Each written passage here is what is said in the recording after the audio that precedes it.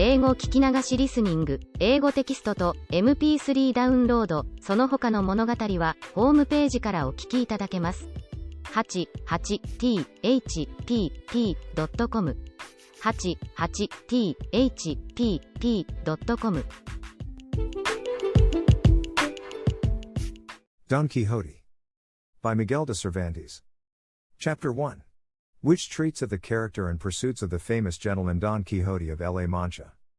In a village of La Mancha, the name of which I have no desire to call to mind, there lived not long since one of those gentlemen that keep a lance in the lance rack, an old buckler, a lean hack, and a greyhound for coursing. An olive of rather more beef than mutton, a salad on most nights, scraps on Saturdays, lentils on Fridays, and a pigeon or so extra on Sundays, made away with 3/4 of his income. The rest of it went in a doublet of fine cloth and velvet breeches and shoes to match for holidays, while on weekdays he made a brave figure in his best homespun. He had in his house a housekeeper past 40, a niece under 20, and a lad for the field and marketplace, who used to saddle the hack as well as handle the billhook. The age of this gentleman of ours was bordering on 50, he was of a hardy habit, spare, gaunt-featured, a very early riser and a great sportsman. They will have it his surname was Quixada or Quesada, for here there is some difference of opinion among the authors who write on the subject, although from reasonable conjectures it seems plain that he was called Quixana. This, however, is of but little importance to our tale, it will be enough not to stray a hair's breadth from the truth in the telling of it.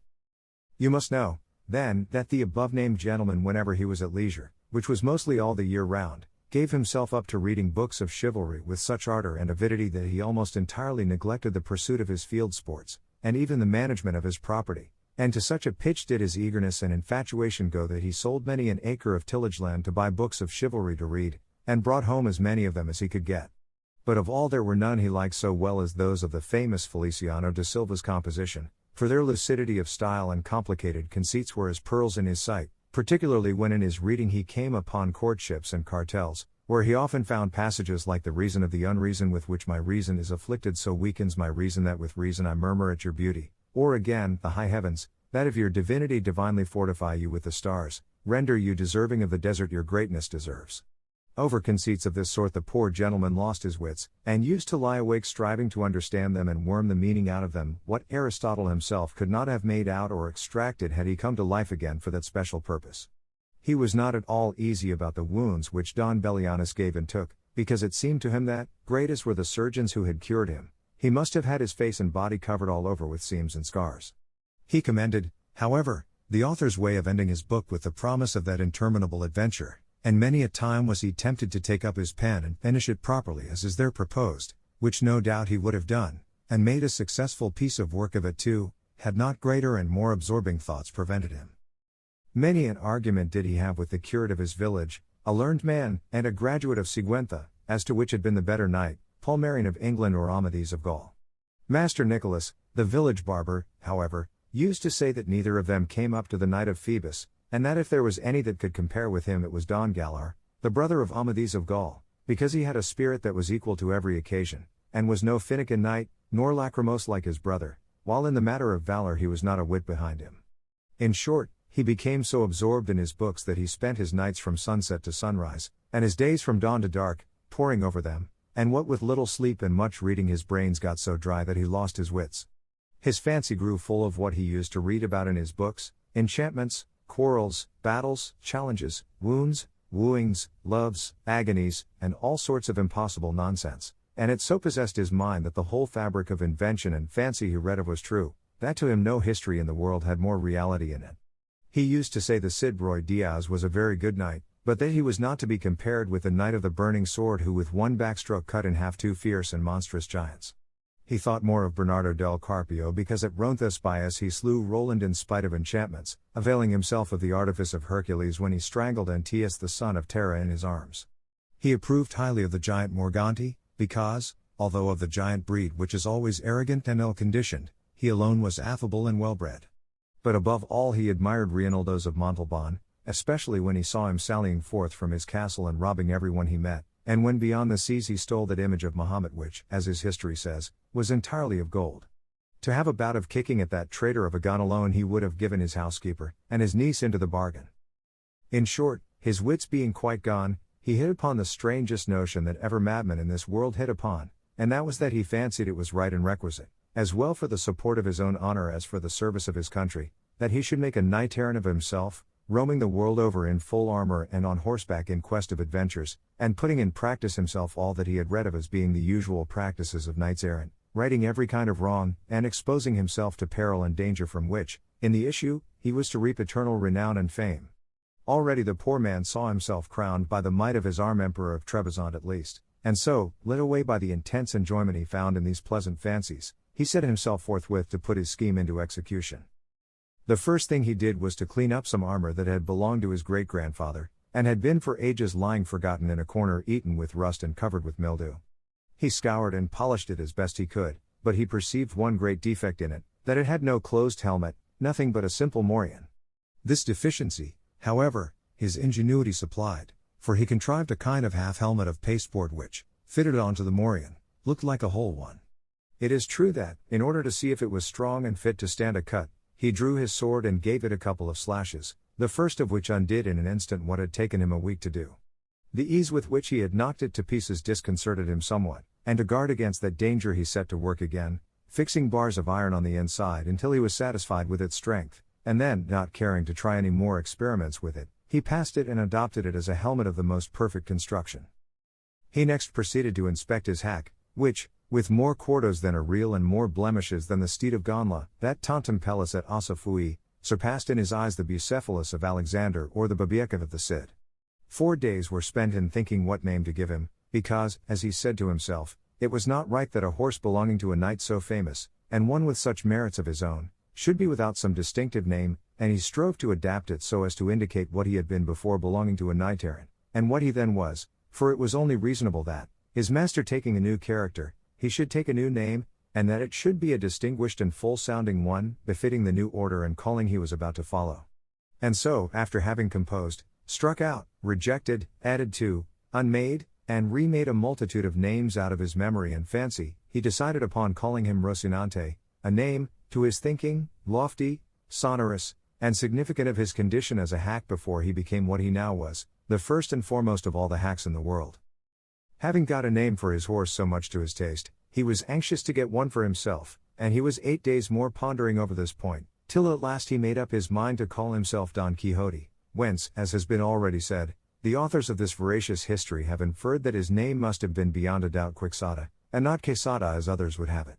Recollecting, however, that the valiant Amadis was not content to call himself curtly Amadis and nothing more, but added the name of his kingdom and country to make it famous, and called himself Amadis of Gaul, he, like a good knight, resolved to add on the name of his, and to style himself Don Quixote of La Mancha, whereby, he considered, he described accurately his origin and country, and did honor to it in taking his surname from it. So then, his armor being furbished, his morion turned into a helmet, his hack christened, and he himself confirmed, he came to the conclusion that nothing more was needed now but to look out for a lady to be in love with, for a knight-errant without love was like a tree without leaves or fruit, or a body without a soul. As he said to himself, if, from my sins, or by my good fortune, I come across some giant hereabouts, a common occurrence with knights-errant, and overthrow him in one onslaught, or cleave him asunder to the waist, or, in short, vanquish and subdue him, will it not be well to have someone I may send him to as a present, that he may come in and fall on his knees before my sweet lady, and in a humble, submissive voice say, I am the giant Caraculi lord of the island of Malandrania, vanquished in single combat by the never sufficiently extolled knight Don Quixote of La Mancha, who has commanded me to present myself before your grace, that your highness dispose of me at your pleasure. Oh, our good gentleman enjoyed the delivery of this speech, especially when he had thought of some one to call his lady. There was, so the story goes, in a village near his own a very good-looking farm girl with whom he had been at one time in love, though, so far as is known, she never knew it nor gave a thought to the matter. Her name was Aldonza Lorenzo, and upon her he thought fit to confer the title of Lady of his thoughts, and after some search for a name which should not be out of harmony with her own, and should suggest and indicate that of a princess and great lady, he decided upon calling her Dulcinea del Toboso, she being of El Toboso, a name, to his mind, musical, uncommon, and significant, like all those he had already bestowed upon himself and the things belonging to him. Chapter 2. Which treats of the first sally the ingenious Don Quixote made from home. These preliminaries settled, he did not care to put off any longer the execution of his design, urged on to it by the thought of all the world was losing by his delay, seeing what wrongs he intended to right, grievances to redress, injustices to repair, abuses to remove, and duties to discharge. So, without giving notice of his intention to anyone, and without anybody seeing him, one morning before the dawning of the day, which was one of the hottest of the month of July, he donned his suit of armor, mounted Rocinante with his patched-up helmet on, braced his buckler, took his lance, and by the back door of the yard sallied forth upon the plain in the highest contentment and satisfaction at seeing with what ease he had made a beginning with his grand purpose. But scarcely did he find himself upon the open plain, when a terrible thought struck him, one all but enough to make him abandon the enterprise at the very outset. It occurred to him that he had not been dubbed a knight, and that according to the law of chivalry he neither could nor ought to bear arms against any knight, and that even if he had been, still he ought, as a novice knight, to wear white armor, without a device upon the shield until by his prowess he had earned one. These reflections made him waver in his purpose, but his craze being stronger than any reasoning, he made up his mind to have himself dubbed a knight by the first one he came across, following the example of others in the same case, as he had read in the books that brought him to this pass. As for white armor, he resolved, on the first opportunity, to scour his until it was whiter than an ermine, and so comforting himself he pursued his way, taking that which his horse chose, for in this he believed lay the essence of adventures. Thus setting out, our new-fledged adventurer paced along, talking to himself and saying, "Who knows but that in time to come, when the veracious history of my famous deeds is made known, the sage who writes it, when he has to set forth my first sally in the early morning, will do it after this fashion." Scarce had the rubicund Apollo spread o'er the face of the broad spacious earth the golden threads of his bright hair, scarce had the little birds of painted plumage attuned their notes to hail with dulcet and mellifluous harmony the coming of the rosy dawn, that, deserting the soft couch of her jealous spouse, was appearing to mortals at the gates and balconies of the Manchegan horizon, when the renowned knight Don Quixote of La Mancha, quitting the lazy down, mounted his celebrated steed Rocinante and began to traverse the ancient and famous Campo de Montiel, which in fact he was actually traversing.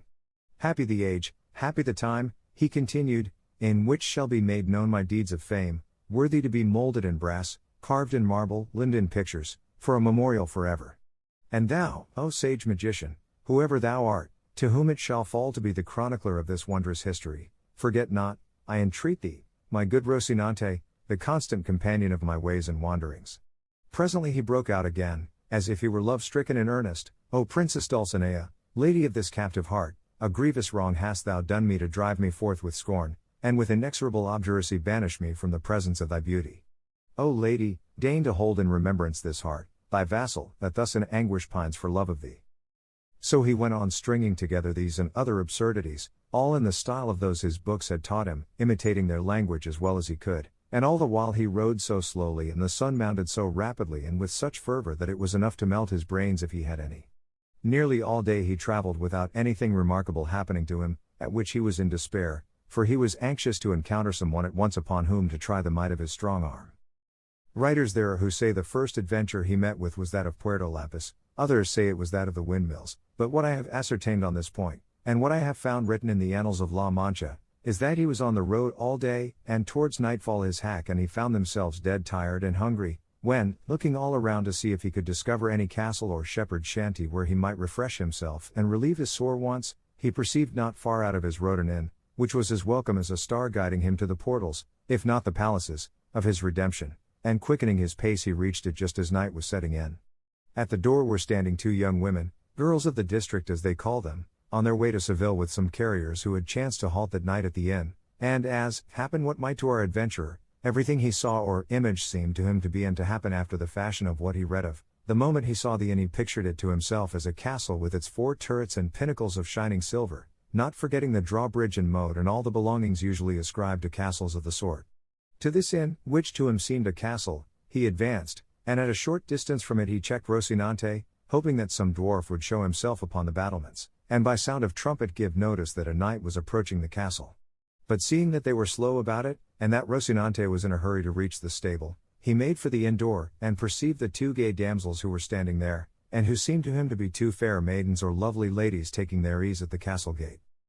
At this moment it so happened that a swineherd who was going through the stubbles collecting a drove of pigs, for, without any apology, that is what they are called, gave a blast of his horn to bring them together, and forthwith it seemed to Don Quixote to be what he was expecting, the signal of some dwarf announcing his arrival, and so with prodigious satisfaction he rode up to the inn and to the ladies, who, seeing a man of this sort approaching in full armor and with lance and buckler, were turning in dismay into the inn, when Don Quixote, guessing their fear by their flight, raising his pasteboard visor, disclosed his dry dusty visage, and with courteous bearing and gentle voice addressed them, "Your ladyships need not fly or fear any rudeness, for that it belongs not to the order of knighthood which I profess to offer to anyone, much less to high-born maidens as your appearance proclaims you to be." The girls were looking at him and straining their eyes to make out the features which the clumsy visor obscured, but when they heard themselves called maidens, a thing so much out of their line, they could not restrain their laughter, which made Don Quixote wax indignant, and say, "Modesty becomes the fair, and moreover laughter that has little cause is great silliness. This, however, I say not to pain or anger you, for my desire is none other than to serve you." The incomprehensible language and the unpromising looks of our cavalier only increased the lady's laughter, and that increased his irritation, and matters might have gone farther if at that moment the landlord had not come out, who, being a very fat man, was a very peaceful one. He, seeing this grotesque figure clad in armor that did not match any more than his saddle, bridle, lance, buckler, or corslet, was not at all indisposed to join the damsels in their manifestations of amusement, but, in truth, standing in awe of such a complicated armament, he thought it best to speak him fairly, so he said, "Señor Caballero, if your worship wants lodging, bating the bed, for there is not one in the inn, there is plenty of everything else here." Don Quixote, observing the respectful bearing of the alcaide of the fortress, for so innkeeper and seemed in his eyes, made answer, "Sir Castellan, for me anything will suffice, for my armor is my only wear, my only rest the fray." The host fancied he called him Castellan because he took him for a worthy of Castile, though he was in fact an Andalusian, and one from the strand of San Lucar, as crafty a thief as Cacus and as full of tricks as a student or a page. "In that case," said he, "your bed is on the flinty rock, your sleep to watch alway. And if so, you may dismount and safely reckon upon any quantity of sleeplessness under this roof for a 12-month, not to say for a single night." So saying, he advanced to hold a stirrup for Don Quixote, who got down with great difficulty and exertion, for he had not broken his fast all day, and then charged the host to take great care of his horse, as he was the best bit of flesh that ever ate bread in this world. The landlord eyed him over but did not find him as good as Don Quixote said, nor even half as good, and putting him up in the stable, he returned to see what might be wanted by his guest, whom the damsels, who had by this time made their peace with him, were now relieving of his armor. They had taken off his breastplate and backpiece, but they neither knew nor saw how to open his gorget or remove his makeshift helmet, for he had fastened it with green ribbons, which, as there was no untying the knots, required to be cut. This, however, he would not by any means consent to, so he remained all the evening with his helmet on, the drollest and oddest figure that can be imagined, and while they were removing his armor, taking the baggages who were about it for ladies of high degree belonging to the castle, he said to them with great sprightliness, "Oh, never, surely, was there knight so served by hand of dame, as served was he, Don Quixote hight, when from his town he came, with maidens waiting on himself, princesses on his hack. Or Rocinante, for that, ladies mine, is my horse's name, and Don Quixote of La Mancha is my own, for though I had no intention of declaring myself until my achievements in your service and honor had made me known, the necessity of adapting that old ballad of Lancelot to the present occasion has given you the knowledge of my name altogether prematurely. A time, however, will come for your ladyships to command and me to obey, and then the might of my arm will show my desire to serve you."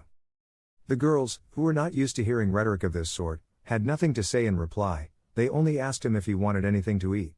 "I would gladly eat a bit of something," said Don Quixote, "for I feel it would come very seasonably."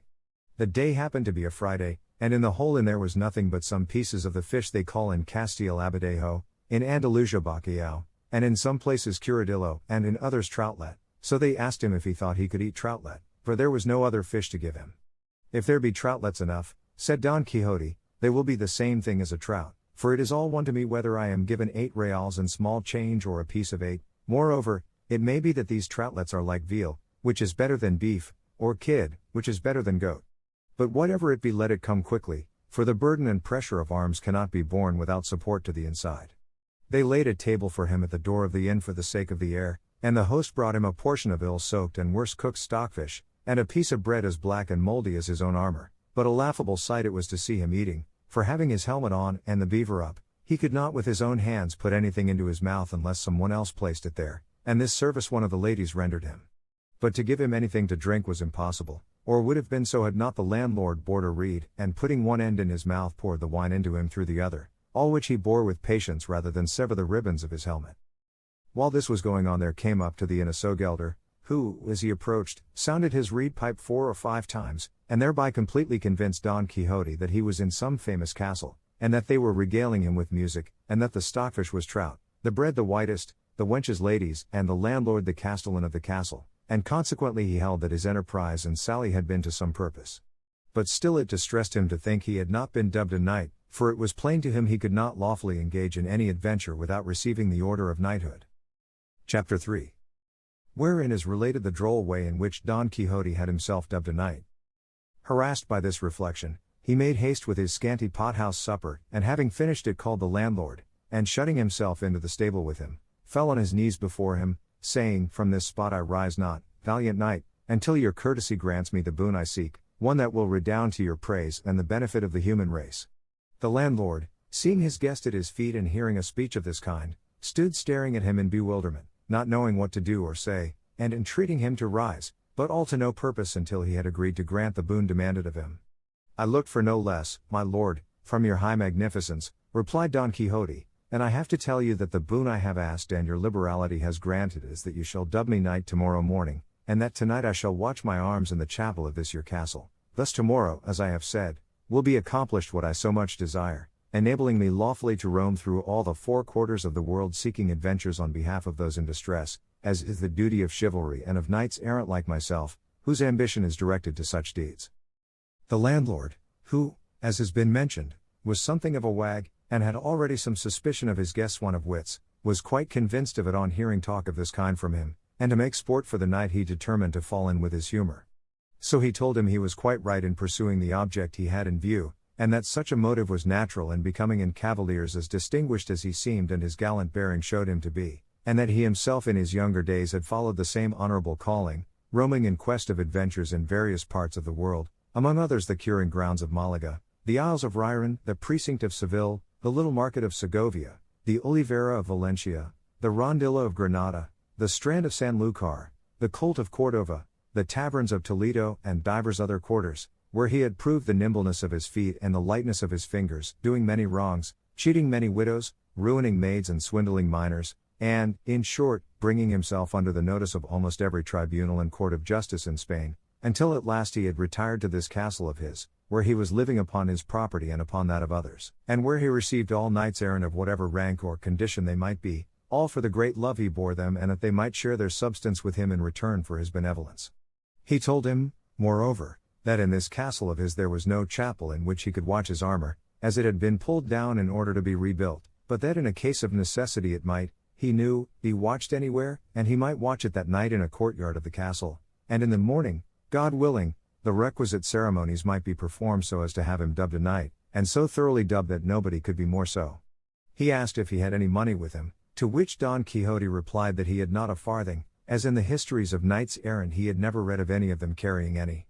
On this point the landlord told him he was mistaken, for, though not recorded in the histories, because in the author's opinion there was no need to mention anything so obvious and necessary as money and clean shirts, it was not to be supposed therefore that they did not carry them, and he might regard it as certain and established that all knights errant, about whom there were so many full and unimpeachable books, carried well-furnished purses in case of emergency, and likewise carried shirts and a little box of ointment to cure the wounds they received. For in those plains and deserts where they engaged in combat and came out wounded, it was not always that there was some one to cure them, unless indeed they had for a friend some sage magician to succor them at once by fetching through the air upon a cloud some damsel or dwarf with a vial of water of such virtue that by tasting one drop of it they were cured of their hurts and wounds in an instant and left as sound as if they had not received any damage whatever.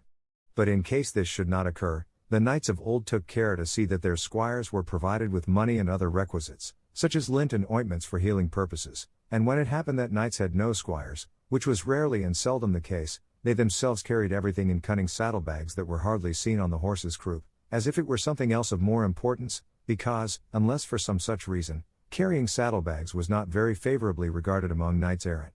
He therefore advised him, and, as his godson so soon to be, he might even command him, never from that time forth to travel without money and the usual requirements, and he would find the advantage of them when he least expected it.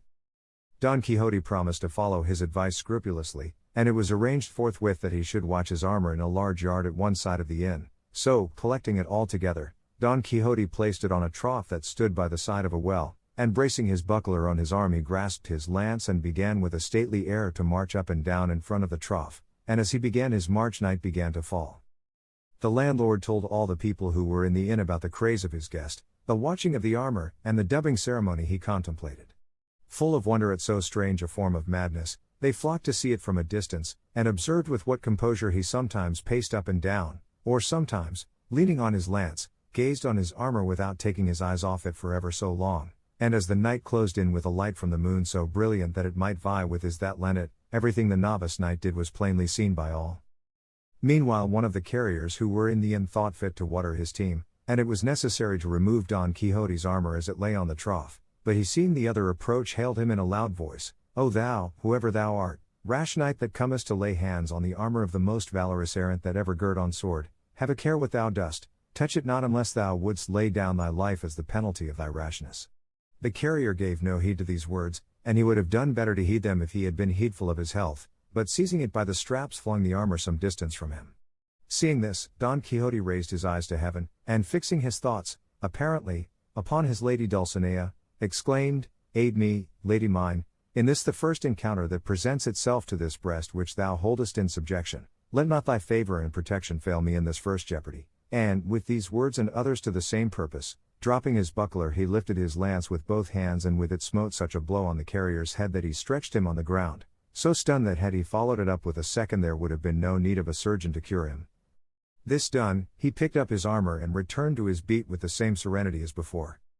Shortly after this, another, not knowing what had happened, for the carrier still lay senseless, came with the same object of giving water to his mules, and was proceeding to remove the armor in order to clear the trough, when Don Quixote, without uttering a word or imploring aid from anyone, once more dropped his buckler and once more lifted his lance, and without actually breaking the second carrier's head into pieces, made more than 3 of it, for he laid it open in 4. At the noise all the people of the inn ran to the spot, and among them the landlord. Seeing this, Don Quixote braced his buckler on his arm, and with his hand on his sword exclaimed, "O Lady of Beauty, strength and support of my faint heart, it is time for thee to turn the eyes of thy greatness on this thy captive knight on the brink of so mighty an adventure." By this he felt himself so inspired that he would not have flinched if all the carriers in the world had assailed him. The comrades of the wounded perceiving the plight they were in began from a distance to shower stones on Don Quixote, who screened himself as best he could with his buckler, not daring to quit the trough and leave his armor unprotected. The landlord shouted to them to leave him alone, for he had already told them that he was mad, and as a madman he would not be accountable even if he killed them all. Still louder shouted Don Quixote, calling them knaves and traitors, and the lord of the castle, who allowed knights errant to be treated in this fashion, a villain and a low-born knight whom, had he received the order of knighthood, he would call to account for his treachery. "But of you," he cried, "base and vile rabble, I make no account, fling, strike, come on, do all ye can against me, ye shall see what the reward of your folly and insolence will be." This he uttered with so much spirit and boldness that he filled his assailants with a terrible fear, and as much for this reason as at the persuasion of the landlord they left off stoning him, and he allowed them to carry off the wounded, and with the same calmness and composure as before resumed the watch over his armor. But these freaks of his guest were not much to the liking of the landlord, so he determined to cut matters short and confer upon him at once the unlucky order of knighthood before any further misadventure could occur. So, going up to him, he apologized for the rudeness which, without his knowledge, had been offered to him by these low people, who, however, had been well punished for their audacity. As he had already told him, he said, there was no chapel in the castle, nor was it needed for what remained to be done, for, as he understood the ceremonial of the order, the whole point of being dubbed a knight lay in the accolade and in the slap on the shoulder, and that could be administered in the middle of a field, and that he had now done all that was needful as to watching the armor, for all requirements were satisfied by a watch of 2 hours only, while he had been more than 4 about it. Don Quixote believed it all, and told him he stood there ready to obey him, and to make an end of it with as much dispatch as possible, for, if he were again attacked, and felt himself to be dubbed knight, he would not, he thought, leave a soul alive in the castle, except such as out of respect he might spare at his bidding.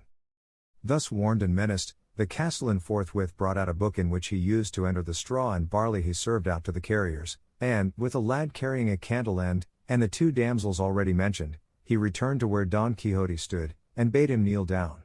Then, reading from his account book as if he were repeating some devout prayer, in the middle of his delivery he raised his hand and gave him a sturdy blow on the neck, and then, with his own sword, a smart slap on the shoulder, all the while muttering between his teeth as if he was saying his prayers. Having done this, he directed one of the ladies to gird on his sword, which she did with great self-possession and gravity, and not a little was required to prevent a burst of laughter at each stage of the ceremony, but what they had already seen of the novice knight's prowess kept their laughter within bounds. On girding him with the sword, the worthy lady said to him, "May God make your worship a very fortunate knight, and grant you success in battle." Don Quixote asked her name in order that he might from that time forward know to whom he was beholden for the favor he had received, as he meant to confer upon her some portion of the honor he acquired by the might of his arm. She answered with great humility that she was called La Tolosa, and that she was the daughter of a cobbler of Toledo who lived in the stalls of Sancobinia, and that wherever she might be she would serve and esteem him as her lord. Don Quixote said in reply that she would do him a favor if thenceforward she assumed the Don and called herself Doña Tolosa. She promised she would, and then the other buckled on his spur, and with her followed almost the same conversation as with the lady of the sword. He asked her name, and she said it was La Molinera, and that she was the daughter of a respectable miller of Antequera, and of her likewise Don Quixote requested that she would adopt the Don and call herself Doña Molinera, making offers to her further services and favors. Having thus, with hot haste and speed, brought to a conclusion these never till now seen ceremonies, Don Quixote was on thorns until he saw himself on horseback sallying forth in quest of adventures, and saddling Rocinante at once he mounted, and embracing his host, as he returned thanks for his kindness in knighting him, he addressed him in language so extraordinary that it is impossible to convey an idea of it or report it. The landlord, to get him out of the inn, replied with no less rhetoric though with shorter words, and without calling upon him to pay the reckoning let him go with a Godspeed. Chapter 4. Of what happened to our knight when he left the inn. Day was dawning when Don Quixote quitted the inn, so happy, so gay, so exhilarated at finding himself now dubbed a knight, that his joy was like to burst his horse girths. However, recalling the advice of his host as to the requisites he ought to carry with him, especially that referring to money and shirts, he determined to go home and provide himself with all, and also with a squire, for he reckoned upon securing a farm laborer, a neighbor of his, a poor man with a family, but very well qualified for the office of squire to a knight. With this object he turned his horse's head towards his village, and Rocinante, thus reminded of his old quarters, stepped out so briskly that he hardly seemed to tread the earth. He had not gone far, when out of a thicket on his right there seemed to come feeble cries as of some one in distress, and the instant he heard them he exclaimed, "Thanks be to heaven for the favor it accords me, that it so soon offers me an opportunity of fulfilling the obligation I have undertaken, and gathering the fruit of my ambition." These cries, no doubt, come from some man or woman in want of help, and needing my aid and protection, and wheeling, he turned Rocinante in the direction whence the cries seemed to proceed. He had gone but a few paces into the wood, when he saw a mare tied to an oak, and tied to another, and stripped from the waist upwards, a youth of about 15 years of age, from whom the cries came. Nor were they without cause, for a lusty farmer was flogging him with a belt and following up every blow with scoldings and commands, repeating, "Your mouth shut and your eyes open." While the youth made answer, "I won't do it again, master mine, by God's passion I won't do it again, and I'll take more care of the flock another time." Seeing what was going on, Don Quixote said in an angry voice, "Discourteous knight, it ill becomes you to assail one who cannot defend himself. Mount your steed and take your lance," for there was a lance leaning against the oak to which the mare was tied, "and I will make you know that you are behaving as a coward."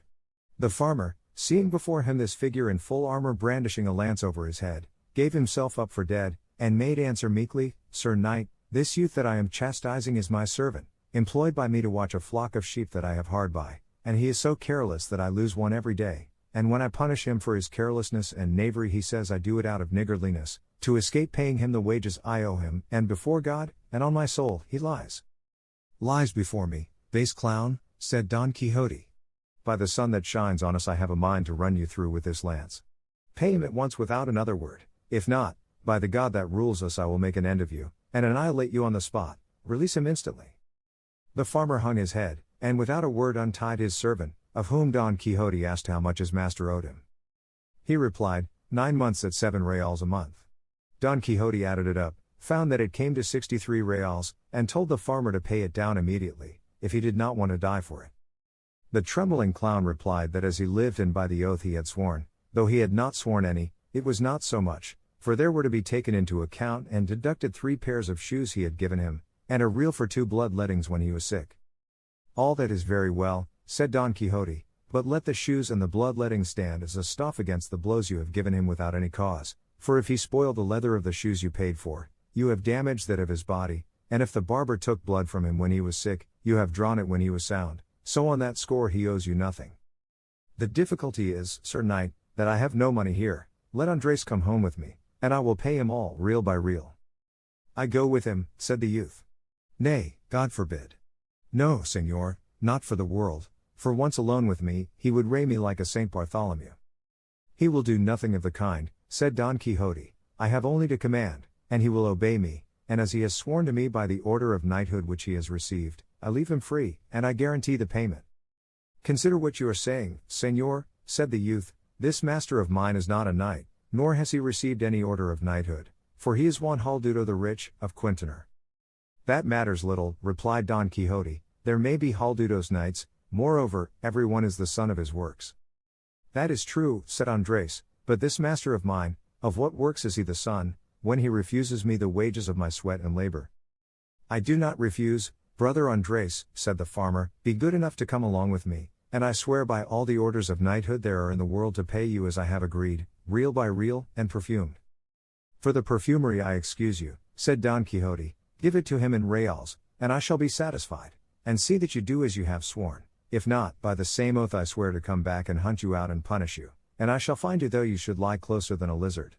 And if you desire to know who it is lays this command upon you, that you be more firmly bound to obey it, know that I am the valorous Don Quixote of La Mancha, the undoer of wrongs and injustices, and so, God be with you, and keep in mind what you have promised and sworn under those penalties that have been already declared to you. So saying, he gave Rocinante the spur and was soon out of reach. The farmer followed him with his eyes, and when he saw that he had cleared the wood and was no longer in sight, he turned to his boy Andres, and said, Come here, my son, I want to pay you what I owe you, as that undoer of wrongs has commanded me. My oath on it, said Andres, your worship will be well advised to obey the command of that good knight, may he live 1,000 years, for, as he is a valiant and just judge, by Roque, if you do not pay me, he will come back and do as he said. My oath on it, too, said the farmer, but as I have a strong affection for you, I want to add to the debt in order to add to the payment, and seizing him by the arm, he tied him up again, and gave him such a flogging that he left him for dead. Now, Master Andres, said the farmer, call on the undoer of wrongs, you will find he won't undo that, though I am not sure that I have quite done with you, for I have a good mind to flay you alive. But at last he untied him, and gave him leave to go look for his judge in order to put the sentence pronounced into execution. Andres went off rather down in the mouth, swearing he would go to look for the valiant Don Quixote of La Mancha and tell him exactly what had happened, and that all would have to be repaid him sevenfold, but for all that, he went off weeping, while his master stood laughing. Thus did the valiant Don Quixote right that wrong, and, thoroughly satisfied with what had taken place, as he considered he had made a very happy and noble beginning with his knighthood, he took the road towards his village in perfect self-content, saying in a low voice, Well mayest thou this day call thyself fortunate above all on earth, O Dulcinea del Toboso, fairest of the fair. Since it has fallen to thy lot to hold subject and submissive to thy full will and pleasure a knight so renowned as is and will be Don Quixote of La Mancha, who, as all the world knows, yesterday received the order of knighthood, and hath today righted the greatest wrong and grievance that ever injustice conceived and cruelty perpetrated, who hath today plucked the rod from the hand of yonder ruthless oppressor so wantonly lashing that tender child. He now came to a road branching in 4 directions, and immediately he was reminded of those crossroads where knights-errant used to stop to consider which road they should take. In imitation of them he halted for a while, and after having deeply considered it, he gave Rocinante his head, submitting his own will to that of his hack, who followed out his first intention, which was to make straight for his own stable. After he had gone about 2 miles Don Quixote perceived a large party of people, who, as afterwards appeared, were some Toledo traders, on their way to buy silk at Murcia. There were 6 of them coming along under their sunshades, with 4 servants mounted, and 3 muleteers on foot. Scarcely had Don Quixote descried them when the fancy possessed him that this must be some new adventure, and to help him to imitate as far as he could those passages he had read of in his books, here seemed to come one made on purpose, which he resolved to attempt. So with a lofty bearing and determination he fixed himself firmly in his stirrups, got his lance ready, brought his buckler before his breast, and planting himself in the middle of the road, stood waiting the approach of these knights errant, for such he now considered and held them to be, and when they had come near enough to see and hear, he exclaimed with a haughty gesture, All the world stand, unless all the world confess that in all the world there is no maiden fairer than the Empress of La Mancha, the peerless Dulcinea del Toboso. The traders halted at the sound of this language and the sight of the strange figure that uttered it, and from both figure and language at once guessed the craze of their owner. They wished, however, to learn quietly what was the object of this confession that was demanded of them. And one of them, who was rather fond of a joke and was very sharp-witted, said to him, "Sir Knight, we do not know who this good lady is that you speak of. Show her to us, for, if she be of such beauty as you suggest, with all our hearts and without any pressure we will confess the truth that is on your part required of us." "If I were to show her to you," replied Don Quixote, "what merit would you have in confessing a truth so manifest? The essential point is that without seeing her you must believe, confess, affirm, swear and defend it, else ye have to do with me in battle, ill-conditioned, arrogant rabble that ye are, and come ye on, one by one as the order of knighthood requires, or altogether as is the custom and vile usage of your breed, here do I bide and await you relying on the justice of the cause I maintain."